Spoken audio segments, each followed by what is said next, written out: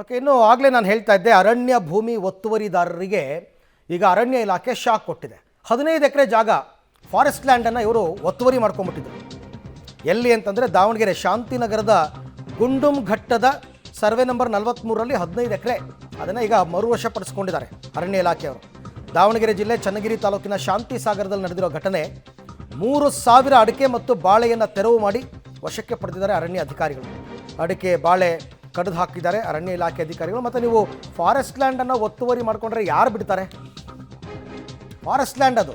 ಇದು ಈ ಥರ ಒತ್ತುವರಿ ಮಾಡ್ಕೋತೀನಿ ಅಂತಂದರೆ ಸಾವಿರ ಗಟ್ಟಲೆ ಎಕರೆ ಇದೆ ಒತ್ತುವರಿ ಮಾಡ್ಕೊಂಡಿರೋದು. ಮಲೆನಾಡು ಭಾಗದಲ್ಲಂತೂ ವಿಪರೀತವಾಗಿ ಫಾರೆಸ್ಟ್ ಲ್ಯಾಂಡನ್ನು ಜನ ಒತ್ತುವರಿ ಮಾಡ್ಕೊಂಡಿದ್ದಾರೆ. ಅದಕ್ಕೆ ಕಸ್ತೂರಿ ರಂಗನ್ ವರದಿ ಜಾರಿಗೆ ಬರೋದು ಬೇಡ ಅಂತ ಅವರೆಲ್ಲ ಕೂತಿರೋದು.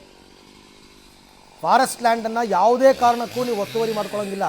ಸುಪ್ರೀಂ ಕೋರ್ಟೇ ಹೇಳ್ಬಿಟ್ಟಿದೆ, 1 ಅಡಿ ಜಾಗನೂ ಫಾರೆಸ್ಟ್ ಲ್ಯಾಂಡನ್ನು ಯಾರಿಗೂ ಬಿಟ್ಕೊಡ್ಬೇಡಿ ಅಂತ ಸುಪ್ರೀಂ ಕೋರ್ಟ್ ಆರ್ಡರ್ ಇದೆ.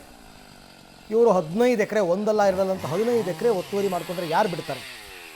ಹಾಗಾಗಿ ಫಾರೆಸ್ಟ್ ಡಿಪಾರ್ಟ್ಮೆಂಟ್ ಅವರು ಬಂದು 15 ಎಕರೆ ಜಾಗ ಶಾಂತಿ ಸಾಗರ ಅಂತ ಗ್ರಾಮ, ಆ ಶಾಂತಿ ಸಾಗರದ ಗುಂಡುಂಘಟ್ಟ ಅಂತ ಅಲ್ಲಿ ಈ ಕ್ರಮವನ್ನು ತಗೊಂಡಿದ್ದಾರೆ.